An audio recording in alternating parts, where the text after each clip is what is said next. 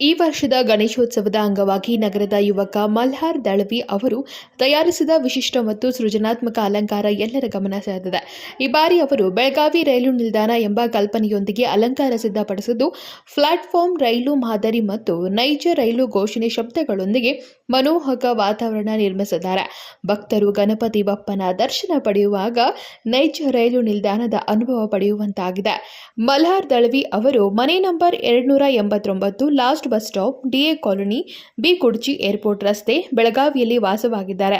ಅವರ ಸೃಜನಶೀಲತೆ ಮತ್ತು ಶ್ರಮದಿಂದ ಈ ವರ್ಷದ ಗಣೇಶ ಅಲಂಕಾರ ಭಕ್ತರು ಮತ್ತು ಪ್ರೇಕ್ಷಕರಿಗೆ ಪ್ರಮುಖ ಆಕರ್ಷಣೆಯಾಗಿದೆ.